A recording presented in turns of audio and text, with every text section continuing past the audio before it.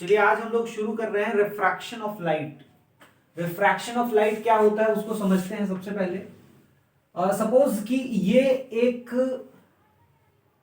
Transparent medium है और ये दूसरा भी एक ट्रांसपेरेंट मीडियम, इसको हम लोग मीडियम 1 कह रहे हैं और इसको मीडियम 2 कह रहे हैं।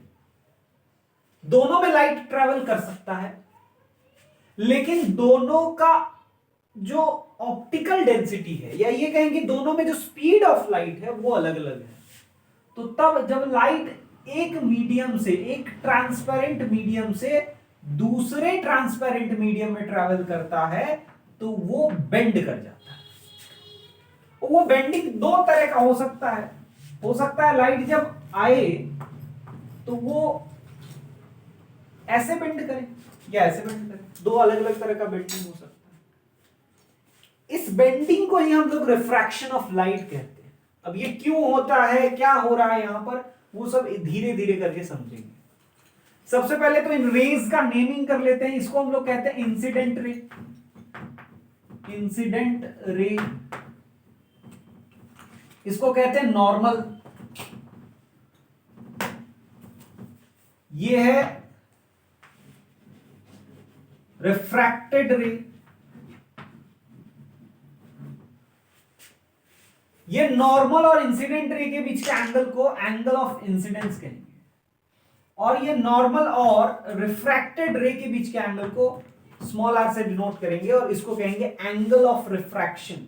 ये हो गया एंगल ऑफ रिफ्रैक्शन। और ये आई जो है वो एंगल ऑफ इंसिडेंस है। इससे आप लोग पहले से परिचित हैं क्योंकि रिफ्लेक्शन हम लोग पढ़ चुके हैं। उसी तरह से ये आई है यहां और ये आर है। तो हम लोग कहते हैं कि इस केस में लाइट बेंड कर गया है टुवर्ड्स द नॉर्मल और इस केस में लाइट बेंड हुआ है अवे फ्रॉम नॉर्मल। अब क्या ऐसा क्यों हो रहा है वो समझने की कोशिश करते हैं। तो कैसे लाइट को पता चलता है कि ये दो अलग अलग मीडियम है, क्योंकि ये दोनों मीडियम जो हैं उसमें स्पीड ऑफ लाइट अलग अलग है। तो स्पीड ऑफ लाइट डिफरेंट होने की वजह से, different speed of light, different speed of light, ये जो चीज है ना यही cause of refraction. This is the cause of refraction. क्यों लाइट रिफ्रैक्ट कर रहा है? Because light has different speed in different transparent medium. और अगर डिफरेंट स्पीड है तो किसी में कम स्पीड होगा, किसी में ज्यादा स्पीड होगा। तो जब लेस स्पीड होगा किसी मीडियम में, लेस स्पीड होगा, तो उस मीडियम को ऑप्टिकली डेंसर मीडियम कहेंगे, क्योंकि वो लाइट के लिए ज्यादा डेंस है। लाइट उसमें चलने में मुश्किल हो रहा है लाइट को। और अगर उसका मोर स्पीड है, लाइट का स्पीड अगर ज्यादा है, तो हम कहेंगे ये ऑप्टिकली रेयरर। अभी तक हम लोग क्वालिटेटिव बात कर रहे हैं, उसमें नंबर हमने शामिल नहीं किया। बस हमने ये देखा है कि कम स्पीड मतलब डेंसर है, लाइट को डिफिकल्टी हो रहा है उसके अंदर जाने में। ये बिल्कुल नॉर्मल कॉन्सेप्शन जो होता है उसी के जैसा है। आपको अगर चलने के लिए कहा जाए वो एयर में तो बहुत आसानी से चलते हैं, लेकिन वहीं वाटर में चलने के लिए कहा जाए तो मुश्किल होती है। क्यों? क्योंकि आपके लिए वाटर डेंसर है। वाटर डेंसर मतलब फिजिकली वो ज्यादा डेंसिटी है उसका, और लेकिन एक पार्टिकल का चलना, एक बॉडी का चलना, एक ऑब्जेक्ट का चलना और एक लाइट का चलना, दोनों में डिफरेंस है। तो इसीलिए नॉर्मल डेंसिटी की बात यहां नहीं करते, ऑप्टिकल डेंसिटी की बात करते हैं। ऑप्टिकल मतलब रिलेटेड विथ लाइट। तो ऑप्टिकली ये डेंसर है, इसीलिए कम स्पीड है, उसमें लाइट को चलने में डिफिकल्टी हो रहा है। और ये ऑप्टिकली रेयरर है, तो इसका मतलब है कि लाइट को आराम से चलने में कोई दिक्कत नहीं है ना, आराम से लाइट जा रहा है, तो इसमें लाइट का स्पीड जो होगा वो ज्यादा होगा। अब इसकी वजह से क्या होता है, क्यों ये बेंड ही कर जाता है, इधर ही बेंड करेगा, वो उधर ही क्यों बेंड करेगा, इसका जो एग्जैक्ट रीजन है वो वेव ऑप्टिक्स हमको दिखता है। तो जब हम लोग वेव ऑप्टिक्स पढ़ेंगे तो एग्जैक्टली समझेंगे कि क्यों लाइट इधर ही बेंड किया, क्यों लाइट उस केस में उधर ही बेंड किया। लेकिन अभी हम लोग को ये एक्सपेरिमेंटली मान के चलना है कि जब लाइट रेयरर से डेंसर जाता है तो लाइट बेंड करता है टुवर्ड्स द नॉर्मल। मतलब जब light travels from rarer to denser it bends towards the normal, it bends towards the normal. दूसरी बात करें, अगर लाइट डेंसर टू रेयरर जा रहा है, कहां से कहां जा रहा है? If light is travelling from denser to rarer then it bends away from normal, away from normal, जैसा कि इसमें हो रहा है। तो यहां पे ये डेंसर मीडियम होगा, ये रेयरर मीडियम होगा। तो हमने देखा कि लाइट कैसे बेंड करता है जब एक मीडियम से, यानी एक ट्रांसपेरेंट मीडियम से दूसरे ट्रांसपेरेंट मीडियम में आता है। हमने ऑप्टिकल डेंसिटी की बात की। तो कोई एक ऐसा हमारे पास फिजिकल क्वांटिटी होना चाहिए जिससे हम लोग ऑप्टिकल डेंसिटी को मेजर कर सके, और उस क्वांटिटी को हम लोग कहते हैं रिफ्रैक्टिव इंडेक्स। तो यहां पे आगे बढ़ने से पहले हम लोग रिफ्रैक्टिव इंडेक्स पढ़ लेंगे। एक बार जब रिफ्रैक्टिव इंडेक्स पढ़ लेंगे तो फिर चीजें बहुत आसान हो जाएंगी। उसके बाद लॉज ऑफ रिफ्रैक्शन की तरफ बढ़ जाएंगे। रिफ्रैक्टिव इंडेक्स क्या है? ये रिफ्रैक्टिव इंडेक्स ना एक प्योर नंबर होता है। प्योर नंबर किसको कहते हैं? जिसका कोई यूनिट नहीं।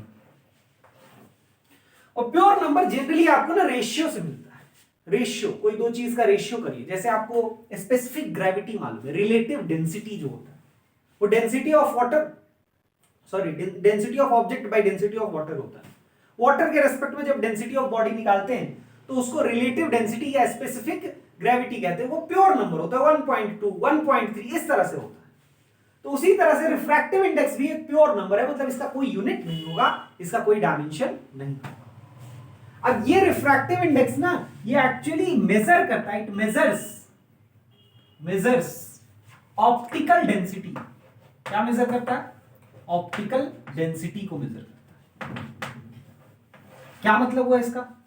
मतलब अगर रिफ्रैक्टिव इंडेक्स ज्यादा है तो ऑप्टिकल डेंसिटी ज्यादा होगा, है ना? ये ठीक से नहीं आया, इसको लिख दे रहा हूं। Measures optical density. More is the optical density, more will be the value of refractive index, है ना? तो देखिए कैसे हम लोग डिफाइन करते हैं। ये जो रिफ्रैक्टिव इंडेक्स है इसका सिंबल आप देखिएगा जनरली दो बुक में अलग अलग होता है, कभी एन कभी म्यू। एनसीईआरटी में एन दिया है तो हम लोग एन से ही आगे बढ़ेंगे। किसी किसी बुक में आप देखेंगे म्यू रहता है। तो ये जो एन होगा वो किसके प्रोपोर्शनल होना चाहिए? जिस मीडियम का रिफ्रैक्टिव इंडेक्स निकाल रहे हैं, ये बेसिकली किसी मीडियम का होगा, है ना? ये रिफ्रैक्टिव इंडेक्स क्या होगा? किसी मीडियम का होगा। जिस मीडियम का ये रिफ्रैक्टिव इंडेक्स होगा ये उस मीडियम का ऑप्टिकल डेंसिटी को मेजर करेगा। तो जिस मीडियम का ये रिफ्रैक्टिव इंडेक्स है वो कहीं ना कहीं उस मीडियम में जो स्पीड ऑफ लाइट है उस पर डिपेंड करेगा। ये मेजर कर रहा है ऑप्टिकल डेंसिटी को, और ऑप्टिकल डेंसिटी डिसाइड कर रहा है स्पीड ऑफ लाइट को। रिफ्रैक्टिव इंडेक्स मेजर कर रहा है ऑप्टिकल डेंसिटी को, और ऑप्टिकल डेंसिटी डिसाइड कर रहा है स्पीड ऑफ लाइट को। तो कहीं ना कहीं refractive index speed of light of that medium से रिलेटेड होना चाहिए। अब सोचिए कि अगर स्पीड ऑफ लाइट ज्यादा हुआ उस मीडियम में तो ऑप्टिकल डेंसिटी कम होगा। अगर स्पीड ऑफ लाइट ज्यादा हुआ ऑप्टिकल डेंसिटी कम होगा। ऑप्टिकली रेयर कह रहे हैं ना उसको, मतलब ऑप्टिकल डेंसिटी उसका कम हुआ, और ऑप्टिकल डेंसिटी अगर कम हुआ तो रिफ्रैक्टिव इंडेक्स भी उसका कम होगा कि नहीं? स्पीड ज्यादा तो ऑप्टिकल डेंसिटी कम, और स्पीड ज्यादा ऑप्टिकल डेंसिटी कम तो रिफ्रैक्टिव इंडेक्स भी कम। तो क्या दोनों में इनवर्स रिलेशन दिख रहा है कुछ? यानी क्या हम कह सकते हैं कि refractive index of a medium must be inversely proportional to speed of light in that medium. refractive index of a medium must be inversely proportional to speed of light in that medium। और अगर इस proportionality के sign को हटाना है तो हम लोग को एक प्रोपोर्शनैलिटी कांस्टेंट लाना होगा, n equals to c upon v। n equals to c upon v। ये c क्या है? c एक कांस्टेंट है और वो है speed of light in vacuum और एयर और फ्री स्पेस। एयर में स्लाइटली कम होता है स्पीड ऑफ लाइट वैक्यूम के मुकाबले, लेकिन लगभग लगभग हम लोग दोनों में सेम मानते हैं। और इस n को हम लोग एब्सोल्यूट रिफ्रैक्टिव इंडेक्स कहते हैं। क्या कहते हैं? Absolute refractive index. आगे और भी चीजों को पढ़ेंगे, पहले इतना कॉपी कर लीजिए। चलिए अब आगे बढ़ते हैं और रिफ्रैक्टिव इंडेक्स को थोड़ा और डिटेल में पढ़ेंगे। तो हमने देख लिया कि एब्सोल्यूट रिफ्रैक्टिव इंडेक्स यानी n c/v है। c क्या है? Speed of light in vacuum, और v क्या है? Speed of light in that medium. जिस मीडियम का हम रिफ्रैक्टिव इंडेक्स निकालना चाह रहे हैं उस मीडियम का ये स्पीड है। अच्छा, तो अब आप सोचें, यहां पे ध्यान दें, अगर हम लोग n ऑफ वैक्यूम ही निकालना चाहें तो क्या होगा? n ऑफ वैक्यूम हो जाएगा c/c। ये सब ऊपर तो c रहना तय और नीचे क्योंकि वैक्यूम का निकाल रहे तो वैक्यूम का स्पीड रखेंगे, तो n ऑफ वैक्यूम 1 आ जाएगा, या n ऑफ एयर भी अप्रोक्सीमेटली 1 आ जाएगा। ठीक, अप्रोक्सीमेटली ये लगभग 1 आता है, 1 से थोड़ा ज्यादा रहता है क्योंकि एयर का जो स्पीड होता है, एयर में जो लाइट का स्पीड होता है वो थोड़ा कम रहता है। अच्छा, एक चीज और यहां इंपॉर्टेंट है कि speed of light is maximum, speed of light is maximum in vacuum, is maximum in vacuum, और ये चेंज नहीं करता, ये चेंज नहीं करेगा, ये हर वेवलेंथ के लिए, हर फ्रीक्वेंसी के लिए सेम रहेगा, वो c के इक्वल होगा। आगे हम लोग देखेंगे कि ये v हर वेवलेंथ के लिए सेम नहीं रहता है, अलग अलग वेवलेंथ के लिए speed of light in different media अलग अलग होता है, लेकिन ये एकमात्र एक्सेप्शन है वैक्यूम। वैक्यूम में हर वेवलेंथ, हर फ्रीक्वेंसी सेम स्पीड से चलता है और वो उस लाइट का मैक्सिमम स्पीड है। तो इसका मतलब c जो होगा वो हमेशा v से बड़ा होगा। एक बस केस में इक्वल हो सकता है, अगर आप उसको वैक्यूम ही ले लें तो, है ना, तो इसका मतलब ये हुआ कि c/v will always be greater than equal to 1, यानी कि absolute refractive index of a medium हमेशा 1 से बड़ा होगा। अगर वैक्यूम ही ले लेंगे या एयर ले लेंगे तो इक्वल टू 1 हो सकता है, उसके अलावा जितने भी मीडियम है उन सब का रिफ्रैक्टिव इंडेक्स यानी एब्सोल्यूट रिफ्रैक्टिव इंडेक्स 1 से बड़ा होगा। जब भी रिफ्रैक्टिव इंडेक्स बोला जाए और कुछ और एक्स्ट्रा इंफॉर्मेशन ना दी जाए, मतलब वो एब्सोल्यूट रिफ्रैक्टिव इंडेक्स है। अगर हम बार बार ये कह रहे हैं कि absolute refractive index, absolute refractive index, इसका मतलब एक और दूसरा टाइप का रिफ्रैक्टिव इंडेक्स होना चाहिए। तो वो क्या है उसको समझते हैं। तो अब हम लोग दूसरा निकालने जा रहे हैं, वो है relative refractive index. Relative refractive index क्या है वो समझिए। रिलेटिव रिफ्रैक्टिव इंडेक्स हम लोग ऐसे डिनोट करेंगे n/1, ठीक है, इस तरह से। इसके आगे कुछ भी सबस्क्रिप्ट में कुछ भी नहीं रहता, यहां पे सबस्क्रिप्ट में रहता है। हाँ, इसके आगे सबस्क्रिप्ट में रह सकता है अगर हम उस मीडियम को डिनोट करना चाहें, जैसे n ऑफ वाटर के लिए nw, n ऑफ ग्लास के लिए ng, है ना, ये इस तरह से हम लोग लिखते हैं, सबस्क्रिप्ट में ये लिखते हैं। लेकिन अगर उसके आगे दो चीजें हैं, जैसे यहां 2 1 लिखा हुआ है, तो इसका मतलब है कि ये रिलेटिव रिफ्रैक्टिव इंडेक्स को डिनोट करता है और इसका मीनिंग है refractive index of medium two with respect to medium 1। So n/1 is refractive index of medium 2 with respect to medium 1। ये रिलेटिव रिफ्रैक्टिव इंडेक्स का नोटेशन। उसी तरह से n12 क्या हो जाएगा? n12 is refractive index of medium 1 with respect to medium 2। अब इसको कैसे डिफाइन किया जाए? हमने तो देख लिया एब्सोल्यूट रिफ्रैक्टिव इंडेक्स का क्या डेफिनेशन है, लेकिन अब रिलेटिव रिफ्रैक्टिव इंडेक्स को कैसे डिफाइन करेंगे वो देखने जा रहे हैं। समझिएगा, अगर हमको रिलेटिव रिफ्रैक्टिव इंडेक्स से डिफाइन करना हो तो हम लोग इस तरह से डिफाइन करते हैं। देखिए, even absolute refractive index is relative refractive index with respect to vacuum. ये भी क्या है, रिलेटिव है, लेकिन एक फिक्स्ड मीडियम के रिस्पेक्ट में, और वो है वैक्यूम के रिस्पेक्ट में। तो देखिए यहां मीडियम का स्पीड लेते हैं और यहां पे उस मीडियम का रिफ्रैक्टिव इंडेक्स निकल के आ जाता है। किसके रेस्पेक्ट में निकाल रहे हैं, वैक्यूम के रेस्पेक्ट में। तो जिसके रेस्पेक्ट में निकाल रहे हैं उसमें स्पीड ऑफ लाइट न्यूमरेटर में रखेंगे, और जिसका रिफ्रैक्टिव इंडेक्स निकाल रहे हैं उसमें स्पीड ऑफ लाइट को हम लोग डिनोमिनेटर में रखेंगे। तो हम लोग को refractive index of the medium with respect to that medium आ जाएगा। मतलब अगर हमको N21 निकालना है तो ये है रिफ्रैक्टिव इंडेक्स ऑफ मीडियम 2।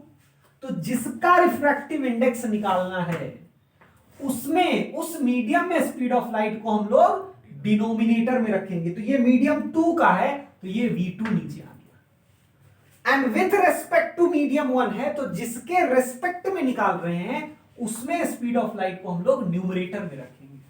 तो N21 equals to V1 by V2 हो जाएगा। बिल्कुल इस तरह से जैसे हम लोग यहां पे उस M मीडियम का रिफ्रैक्टिव इंडेक्स निकाल रहे थे, तो उस M मीडियम में स्पीड ऑफ लाइट हम लोगों ने डिनोमिनेटर में रखा, और वैक्यूम के रेस्पेक्ट में निकाल रहे थे तो वैक्यूम का जो स्पीड ऑफ लाइट है उसको न्यूमरेटर में रखा। अब अगर N12 सिमिलरली लिखना चाहें तो क्या लिखेंगे, V2 अपॉन V1। ये रिफ्रैक्टिव इंडेक्स ऑफ 1 है, तो speed of light in medium 1 को डिनोमिनेटर में, विथ रिस्पेक्ट टू मीडियम 2 है तो उसमें जो स्पीड ऑफ लाइट है उसको न्यूमरेटर में रख लेंगे। अब ये चीज जो है डिफाइन कर देता है रिलेटिव रिफ्रैक्टिव इंडेक्स को। अब यहां के बाद अब हम एक और इंपॉर्टेंट चीज करने जा रहे हैं, वो है कि रिलेटिव रिफ्रैक्टिव इंडेक्स और एब्सोल्यूट रिफ्रैक्टिव इंडेक्स को रिलेट करने जा रहे हैं। तो अब हम लोग देखने जा रहे हैं relation between absolute refractive index and relative refractive index. Relation between absolute refractive index and relative refractive index. तो एब्सोल्यूट रिफ्रैक्टिव इंडेक्स क्या है, n है। अगर n1 निकालेंगे तो c बाई v1 आएगा कि नहीं। उसी तरह से n2 निकालेंगे तो आएगा c बाई v2। लेकिन अगर यहां पे हम लोग को n21 निकालना हो, तो n21 तो अभी हमने देखा v1 बाई v2, यानी कि v1 by c into c by v2। ऐसा लिख सकते हैं क्या, हमने c से ऊपर नीचे मल्टीप्लाई डिवाइड कर दिया। अब देखना c बाई v2 को क्या लिख सकते हैं, c by v2 is n2, और v1 बाई c क्या है, n1 का रेसिप्रोकल। तो इसको हम लोग n2 लिख लेंगे और इसको भी 1 बाई n1 लिख लेंगे, और हम लोगों के पास रिलेशन आ गया। रिलेटिव रिफ्रैक्टिव इंडेक्स रिलेट कर रहा है किसको, एब्सोल्यूट रिफ्रैक्टिव इंडेक्स को। n21 is equals to n2 by n1। अब यहां पे इसको लिख रहे हैं, ध्यान दीजिए, n2 बाई n1। सिमिलरली क्या n12 लिख सकते हैं, n1 बाई n2। अब यहीं पे आपको ध्यान रखना है, यहां पे जब n21 लिख रहे हैं तो ये v1 बाई v2 है और n2 बाई n1 है। n12 जब लिख रहे हैं तो v2 बाई v1 है और ये n1 बाई n2 है। तो दो अलग अलग लॉजिक से याद रखना है। रिलेटिव रिफ्रैक्टिव इंडेक्स को यहां के लॉजिक से याद रखना है स्पीड के टर्म्स में, और यहां के लॉजिक से याद रखना है रिफ्रैक्टिव इंडेक्स के टर्म्स में। इसको जल्दी से कॉपी कर लीजिए। चलिए अब हम लोग शुरू करने जा रहे हैं लॉज ऑफ रिफ्रैक्शन। ये जो बेसिक फाउंडेशन था रिफ्रैक्शन के लिए वो हमने बना लिया है, ठीक है। तो अब हम लोग शुरू करने जा रहे हैं laws of refraction. Laws of refraction क्या है उसको समझिए। लॉज ऑफ रिफ्लेक्शन अगर आपको आता है तो बेसिक आइडिया आपके पास है। फर्स्ट लॉ का तो बिल्कुल ही है ना। जैसे देखिए फर्स्ट लॉ में लॉज ऑफ रिफ्रैक्शन वही कहता है ऑलमोस्ट, केवल जो रिफ्लेक्टेड रे था उसकी जगह रिफ्रैक्टेड रे आ जाएगा बस। ये एंगल आई, ये एंगल आर, ये इंसिडेंट रे, ये रिफ्रैक्टेड रे। तो फर्स्ट लॉ क्या कहता है, इसको कैपिटल आई से हम डिनोट करेंगे इंसिडेंट रे को, कैपिटल आर से रिफ्रैक्टेड रे को, और एन कैपिटल एन से नॉर्मल को। Incident ray normal to the point of incidence and a refracted ray all lie in the same plane, all lie in the same plane. आप लोग पूरा पूरा लिखिएगा, नहीं तो आदत हो जाएगी ऐसे ही लिखने की, तो एग्जाम में भी लिख के आ जाइएगा तो मार्क्स नहीं मिलेगा। ये पूरा लिखिएगा, incident ray normal to the point of incidence and refracted ray all lie in the same plane, एक ही प्लेन में है, मतलब इसी बोर्ड ये ब्लैक बोर्ड के प्लेन में ही वो पूरा है। सेकंड इंपॉर्टेंट है, और इसको स्नेल्स लॉ कहते हैं। क्या कहते हैं? इसी लॉ को, सेकंड लॉ को ही स्नेल्स लॉ कहते हैं, है ना, गूंगा लॉ। तो स्नेल्स लॉ क्या है समझिए, ये कहता है कि sine of angle of incidence and sine of angle of refraction, इसका जो ratio, the ratio of sine of angle of incidence and sine of angle of refraction is a constant for a given pair of media, is a constant for a given pair of media. क्या मतलब हुआ कि आप देखिए अलग अलग angle पे incident करा सकते हैं कि नहीं, तो अकॉर्डिंगली अलग अलग एंगल ऑफ रिफ्रैक्शन भी आएगा। तो आई वेरी करेगा, आर वेरी करेगा, लेकिन sine I by sine R का जो रेशियो है वो हमेशा कांस्टेंट रहेगा। ये रेशियो कांस्टेंट रहता है, और ये रेशियो किसके इक्वल होता है? This ratio is equals to refractive index of medium 2 with respect to medium 1। ये है सेकेंड मीडियम हमारा, और ये फर्स्ट मीडियम।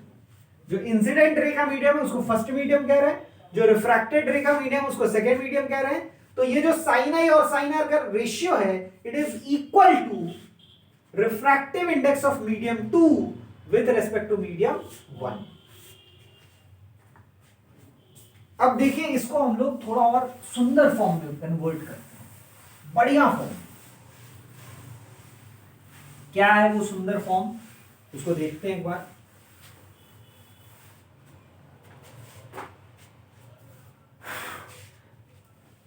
देखिए हम लोग sine I by sine R को N2 बाई N1 लिख सकते कि नहीं?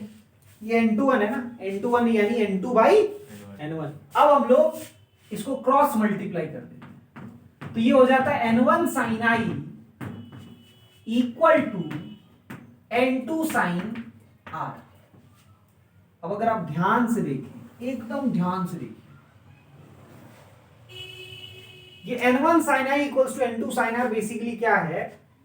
जिस मीडियम में ये एंगल है उसका साइन ले रहे हैं into refractive index of this medium equal to जिस मीडियम में ये एंगल है उसका sine into refractive index of this medium. ये कांस्टेंट रहता है।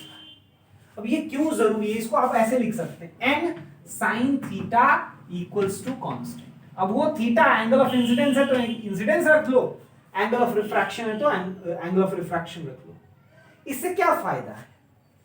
कई बार ना न्यूमेरिकल बनाते समय स्टूडेंट्स के मन में डाउट आ जाता है।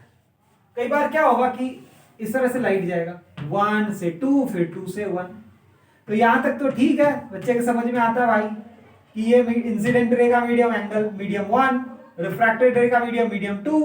लेकिन इसके बाद जब वो जाता है लाइट तो ये इंसिडेंट रे का मीडियम 2 हो गया और रिफ्रैक्टेड रे का मीडियम 1 हो गया। अब पढ़ा है कुछ और, सामने हैंडल कुछ और करना है, तो यहां बच्चों के मन में कंफ्यूजन हो जाता है, उल्टा लिख देते हैं और न्यूमेरिकल गलत हो जाता है। तो आपको कुछ करना ही नहीं। जब इस फॉर्म को आप न्यूमेरिकल में यूज करेंगे तो आपको कुछ नहीं करना है, 2 हो या 1 हो वो देखना ही नहीं। हमको बस ये देखना है यहां पे कितना एंगल, यहां रिफ्रैक्शन हो रहा है ना, तो यहां पे कितना एंगल बन रहा है उसका साइन ले लो और इस मीडियम का रिफ्रैक्टिव इंडेक्स ले लो, इक्वल टू इसका साइन ले लो, इस मीडियम का रिफ्रैक्टिव इंडेक्स ले लो। कौन 1 है, कौन 2 है, कौन एंगल ऑफ इंसिडेंस है, कौन एंगल ऑफ रिफ्रैक्शन है, सबसे कोई मतलब नहीं है इस फॉर्म को यूज करने के लिए। तो ये हम लोग न्यूमेरिकल में यूज करेंगे। एक क्वेश्चन इस पे बना के देख लेते हैं।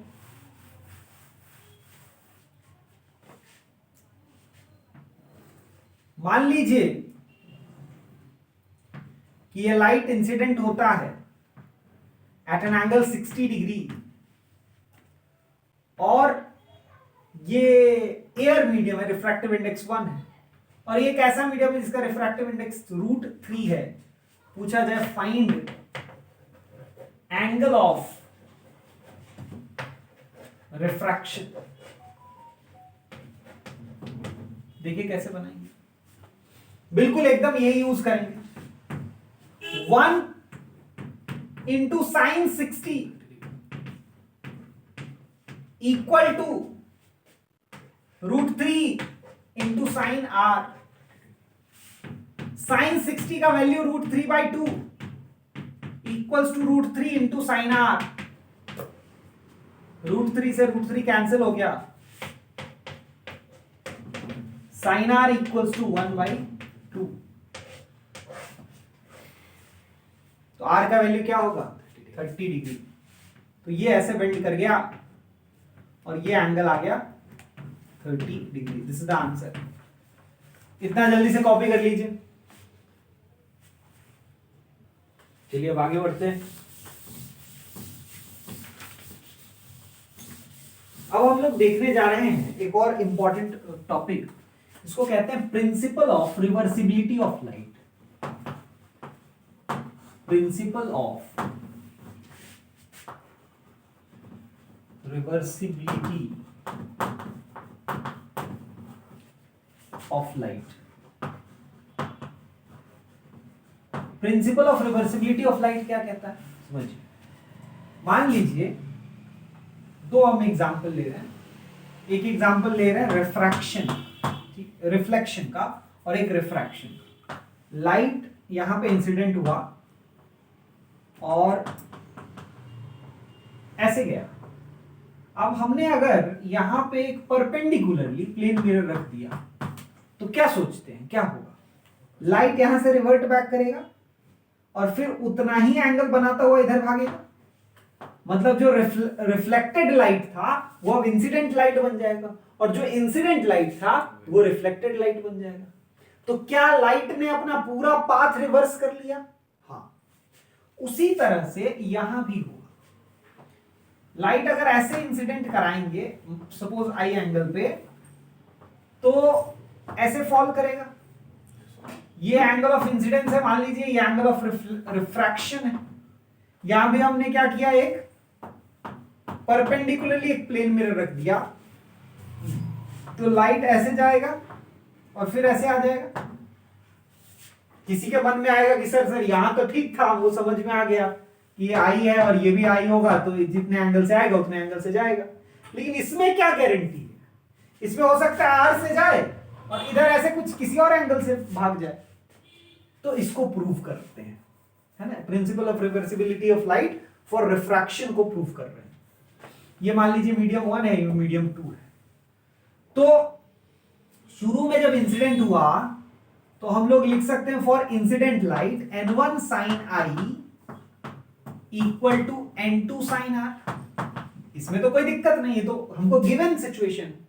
लेकिन दूसरी बार जब लाइट जा रहा है तो मान लो कि जब लाइट जा रहा है, रिवर्ट हो रहा है, उस समय एंगल ऑफ इंसिडेंस तो r है, एंगल ऑफ रिफ्रैक्शन उस समय के लिए मान लो कि r डैश है। कुछ भी हो सकता है, वो r डैश i के इक्वल भी हो सकता है, उससे छोटा भी हो सकता है, उससे बड़ा भी हो सकता है, मान लेते हैं।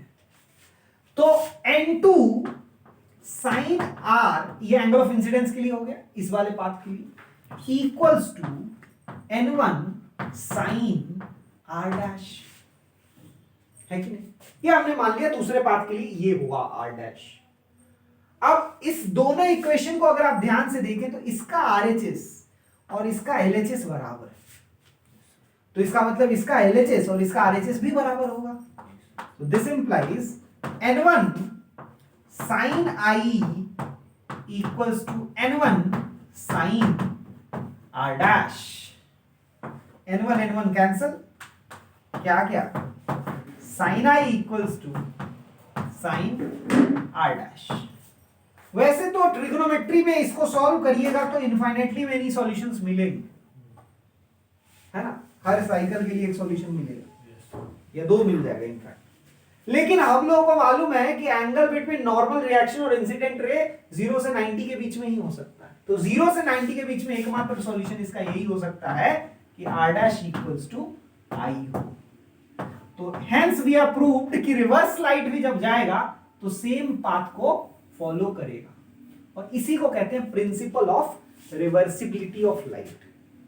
If light has traveled through many reflections and refractions, and at the end, if we reverse the light, the last light, if we reverse, then entire path of the light gets reversed and light reaches up to its source.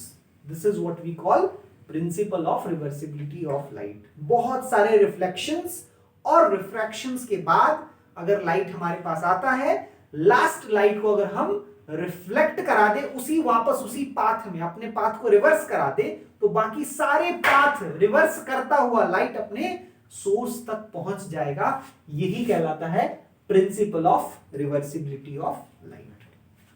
अब आगे बढ़ते हैं। अब next जो topic हम लोग करने जा रहे हैं वो है refraction through glass slab.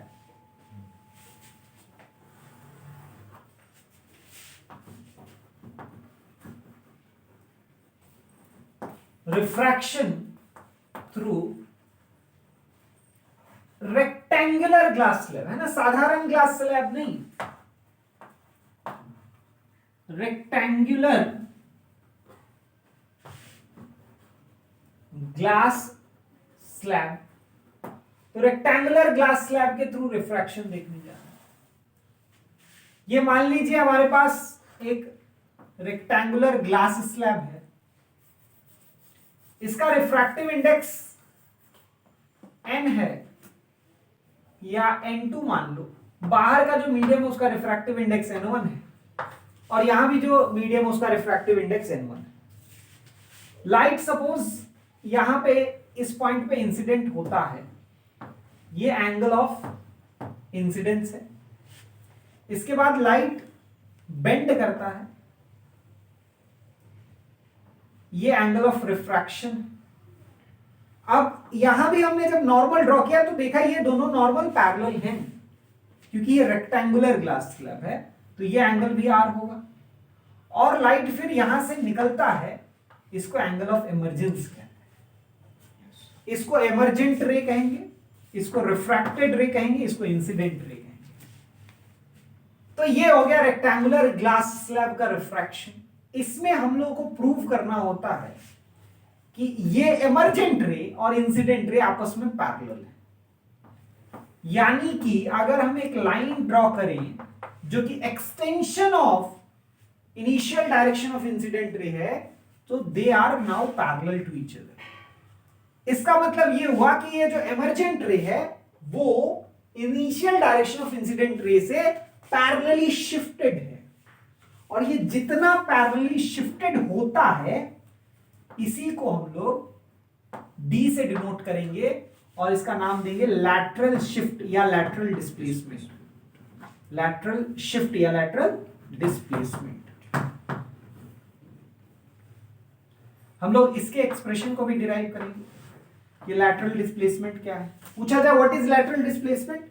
The amount by which the emergent rays shifted parallelly with respect to initial direction of incident ray is called lateral displacement, और simply हम लोग ये भी कह सकते हैं the perpendicular distance between initial direction of incident ray and the emergent ray is called lateral displacement। अब ये पहले हम लोग प्रूफ करेंगे कि दोनों पैरेलल हैं और उसके बाद हम लोग lateral displacement के एक्सप्रेशन को निकालेंगे। सबसे पहले प्रूफ करते हैं पैरेललिज्म कि वो पैरेलल हैं।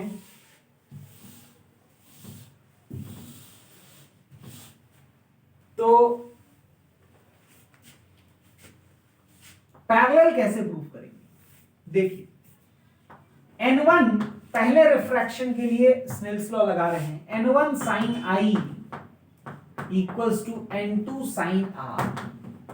ये पहले रिफ्रैक्शन के लिए हमने लगाया, और n2 sin R equals to n1 sin E ये हमने दूसरे रिफ्रैक्शन के लिए लगाया। और इस दोनों में फिर से देखिए आपको इसका RHS और इसका LHS बराबर दिख रहा है। तो ऑब्वियसली इसका LHS और इसका RHS भी इक्वल होगा and hence N1 sin I equals to N1 sin E. This implies N1 N1 cancel हो गया, sin I equals to sin E. So this has only one solution in that range. Angle I equals to angle E. So angle I और angle E equal हैं. इससे हम लोग बता सकते हैं कि they must be parallel. अब ये तो पैरेललिज्म तो प्रूफ हो गया. अब हम लोग को निकालना है कि ये लैटरल डिस्प्लेसमेंट कितना है. देखिए हम लोग इसमें कुछ पॉइंट्स को सिलेक्ट करते हैं. ये पॉइंट ए हो गया मान लो, ये पॉइंट बी है और ये पॉइंट सी है. आपको एक ट्रायंगल दिख रहा है और इसको डी मान लेते हैं, कैपिटल डी है ना. एक ट्रायंगल आपको दिख रहा है ए सी बी या ए बी सी, उसमें ए डी का भी कहीं थोड़ा सा रोल आता है. हम लोग को अगर मान लो ये दिया हुआ है कि ये रेक्टेंगुलर ग्लास स्लैब का थिकनेस टी है. अब हम लोग क्या डिराइव करने जा रहे हैं, है ना, लैटरल डिस्प्लेसमेंट निकालने जा रहे हैं. लैटरल डिस्प्लेसमेंट ये लिख लेते हैं पहले. लैटरल डिस्प्लेसमेंट कितना होगा उसको निकालने जा रहे हैं. Thickness of the glass slab हमको दिया हुआ. तो सबसे पहले ये अगर टी मालूम है ए डी, तो ए बी को इससे रिलेट कर सकते हैं क्या? बिल्कुल कर सकते हैं. AD upon A B, AD upon A B equals to cos R base by hypotenuse. अब अगर ये मालूम है हमको तो यहां से हम लोग ए बी निकाल सकते. ए बी, एडी तो दिया ही हुआ है, एडी इज थिकनेस टी, तो ए बी आ जाएगा एडी बाई कॉस आर. यानी कि ए बी जो आ गया वो आया टी बाई कॉस आर. ये ए बी हमने रख लिया, काम का चीज है, आगे आएगा काम. अब हम लोग आगे in triangle ABC, in triangle A B C हमको क्या निकालना है? बीसी. और क्या हमको ए बी मालूम है? बिल्कुल. अब इस आर का कोई रोल नहीं है यहां पे. एक ये एंगल देखिए, इसको आप पहचान पा रहे हैं क्या? ध्यान से देखिए, ये और ये लाइन ऐसे आया, एक्सटेंड हुआ, और ये लाइन यहां आया है. तो ये पूरा एंगल आई होना चाहिए वर्टिकली अपोजिट एंगल से. उसका एक हिस्सा आर है तो दूसरा हिस्सा आई माइनस आर होना चाहिए. तो एंगल बी ए सी हमने प्रूव कर दिया आई माइनस आर है. तो in triangle ABC BC upon A B क्या लिखेंगे? Equal to sine BC upon A B. इस एंगल के लिए ये परपेंडिकुलर है, तो BC upon A B is sine angle BAC आप लिख सकते हैं. और एंगल बीएसी हमने आई माइनस आर प्रूफ कर लिया, तो हम लोग आई माइनस आर लिख लेंगे. तो यहां से बीसी का वैल्यू निकल जाएगा. This implies BC is equal to A B into sine I minus R. BC is nothing but lateral displacement और ए बी का value T by cos R हमको मालूम है. तो D equals to T by cos R into sine I minus R. ये हो गया.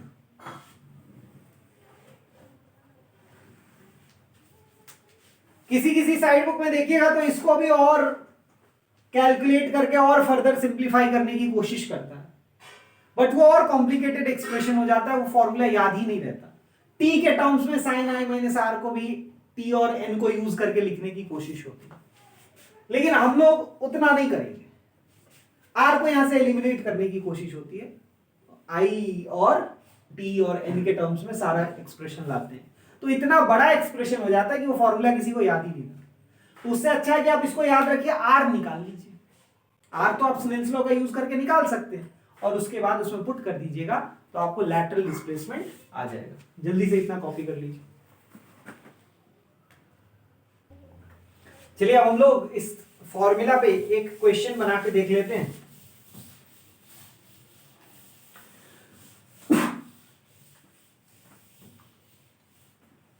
Suppose कि हमारे पास एक ग्लास स्लैब है, इसका लेंथ यानी थिकनेस 5 सेंटीमीटर है, और एक लाइट इस पे फॉल करे एट एंगल 60 डिग्री, तो इसका लैटरल डिस्प्लेसमेंट क्या होगा? लैटरल डिस्प्लेसमेंट क्या होगा वो बताना है। प्रोवाइडेड n का वैल्यू √3 है, इसके लिए रिफ्रैक्टिव इंडेक्स √3 है, और इसका रिफ्रैक्टिव इंडेक्स तो 1 है, एयर से आ रहा है लाइट। बहुत आसान है, पहले हम लोग को r निकाल लेना है। तो 1 इंटू स्नेल्स लॉ लगा लेंगे, 1 into sine 60 degree equals to √3 into sine r। Sine 60 यानी √3/2 is equals to √3 into sine r। √3 से √3 कैंसिल हो गया, तो साइन r का वैल्यू 1/2 यानी r का वैल्यू 30 डिग्री। r हमारे पास आ गया। अब हमको d निकालना है, तो d equals to direct values put करने हैं, t यानी 5 centimetre into sine i minus r। i 60 है, r 30 है, तो i माइनस r भी 30 होगा, तो ये हो जाएगा sine 30 degree divided by cos r। r 30 है तो कॉस 30 डिग्री, बेसिकली ये tan 30 डिग्री हो गया। तो ये d इक्वल्स टू 5/√3 हो जाएगा। tan 30 is 1/√3। तो इस तरह से हमने लैटरल डिस्प्लेसमेंट निकाल लिया इस केस में। आगे अब हम लोग नेक्स्ट क्लास में देखेंगे।